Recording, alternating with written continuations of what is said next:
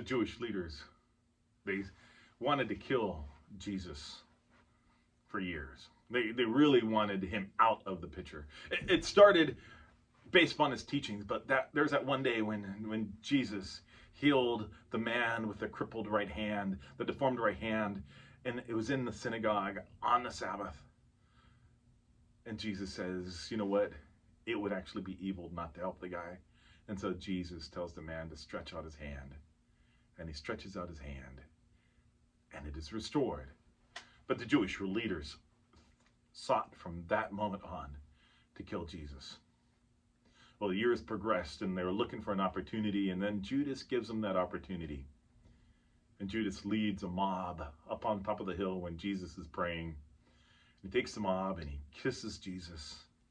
And then the religious leaders, the Sanhedrin, the priests, the Pharisees, and the interpreters of the law, they do all kinds of crazy things with the law. You know, it's ironic that the ones who are so concerned about Jesus breaking the law, that they overlooked their own laws. They were so concerned with Jesus breaking the law. And yet when they had to break the law in order to get rid of Jesus, hey, it didn't matter anything to them. Let me give you some examples of how they broke the law. Jesus was arrested illegally. The judges, the priests, and the elders were the ones who came to arrest Jesus.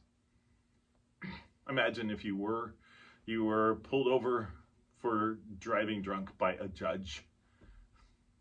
He sees you weaving, and he pulls you over, and he makes a citizen arrest, and he says, you're guilty of drunk driving.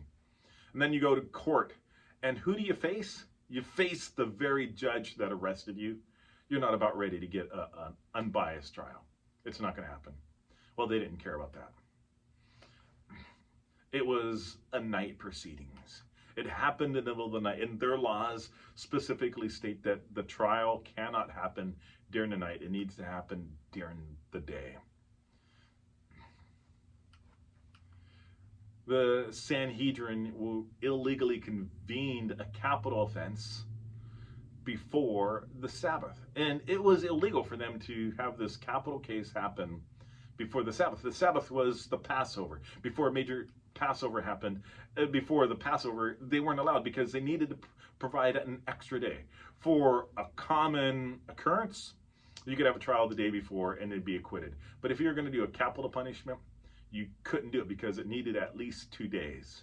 The day for the trial, and then the next day they would come in and they would pronounce punishment. So there needed to be a night's worth of sleep. That didn't happen.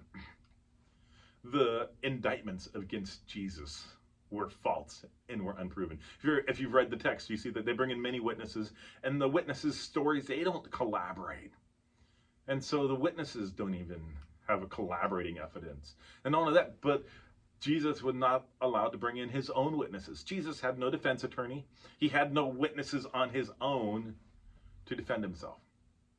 Imagine you go to trial, and you've got the prosecuting attorney and then yourself. You're not allowed to have a lawyer. You're not allowed to say anything. And then you're not allowed to bring in anybody to defend you. It's exactly what they did in the middle of the night. And there are 6 different trials that took place. And then how they pronounced was forbidden. They brought it up in Caiaphas's house. They weren't allowed to have a trial in Caiaphas's house. They had to have it in a courthouse.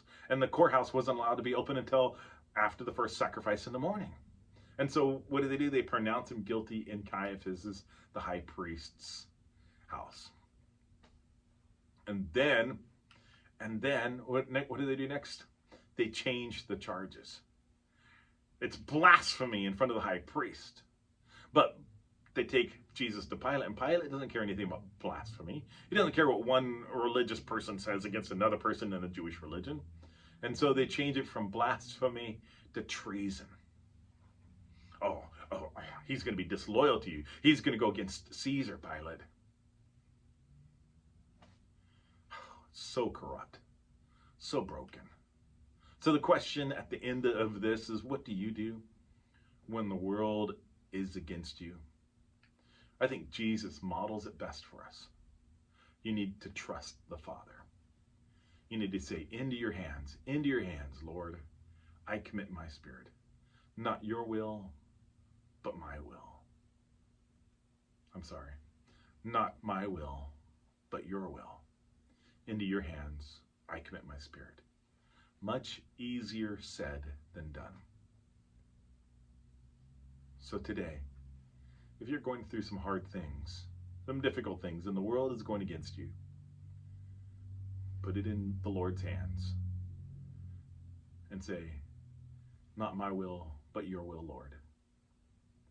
And follow Jesus' example all the way to the end. All right, my name is Paul. This is the end of day 6. We'll see you tomorrow.